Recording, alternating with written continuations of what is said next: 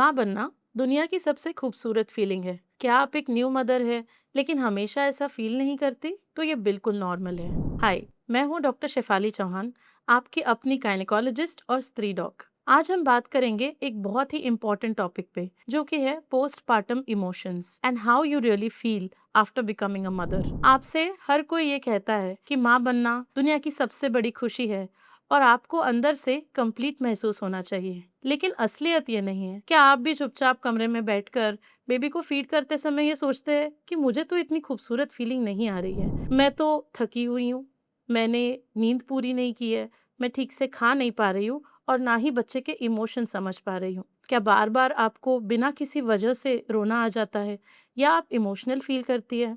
तो ये बिल्कुल ही नॉर्मल है और इसका एक साइंटिफिक कारण भी है। प्रेगनेंसी में आपकी बॉडी बहुत से हॉर्मोन्स से पम्प्ड अप रहती है, जिनके लेवल्स नॉर्मल से बहुत ज़्यादा हाई रहते हैं। जैसे ही आप बेबी को डिलीवर करते हैं, वैसे ही ये सारे हार्मोनल लेवल्स अचानक क्रैश कर जाते हैं, जिसके कारण आपको इमोशनल इंस्टेबिलिटी फील होना बिल्कुल नॉर्मल है।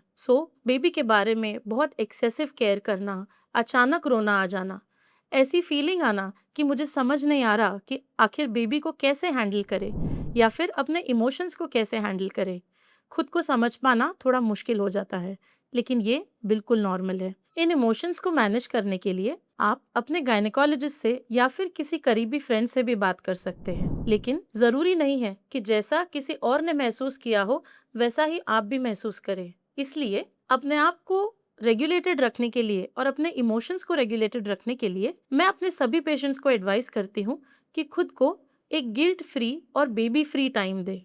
मुझे पता है ये सुनने में थोड़ा अजीब लगता है, मैं एक नई माँ हूँ, मैं अपने बेबी को कैसे छोड़ सकती हूँ, लेकिन ये जरूरी है अपने आप को और अपने बेबी को समझने के लिए। तो 24 घंटे में आप हर 2 घंटे में अपने बेबी को फीड करते हैं।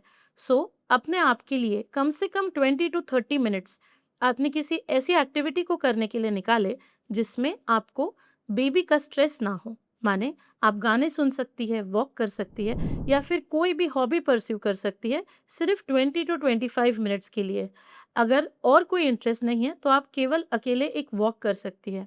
इससे कैलोरीज बर्न होंगी, आप अपना वेट मेंटेन कर पाएंगे और बेबी से हाफ एन आवर दूर रहने से आप जब बेबी से रिकनेक्ट करते हैं तो आप स्ट्रेस फ्री और बर्डन फ्री महसूस करते हैं। And that is why this is very important for your emotional, physical and mental regulation.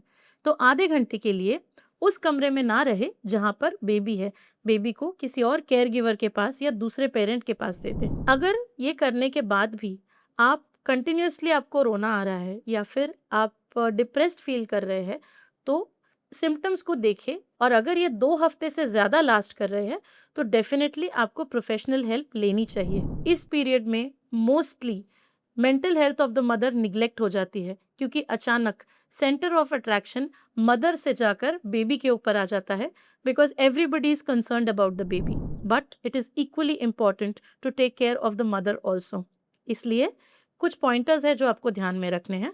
2 हफ्ते से ज़्यादा एक्सेसिव रोना, समझ में नहीं आना कि क्या करना है, फीलिंग ऑफ गिल्ट और inability to connect to the baby, इनमें से कोई भी चीज़ें मोर देन 2 वीक्स लास्ट करे तो डेफिनेटली प्रोफेशनल हेल्प लेनी चाहिए। ये जो सारे सिम्टम्स है, this could be a sign of depression, postpartum blues और पोस्टपार्टम डिप्रेशन। इसका ट्रीटमेंट बहुत ही सरल होता है और टेम्पररी अमाउंट ऑफ टाइम के लिए ही लगता है। ऐसा नहीं है कि अगर आप अभी मेडिकेशन स्टार्ट करेंगे तो आपको ज़िंदगी भर ये मेडिसिन लेने पड़ेंगे।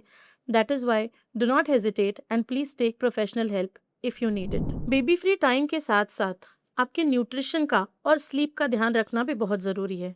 बेबी को हर 2 घंटे में फीड करने के लिए मदर ज़रूर चाहिए, लेकिन बर्पिंग के लिए और बाकी केयर गिविंग के लिए आपको डेफिनेटली किसी फैमिली मेंबर की हेल्प लेनी चाहिए।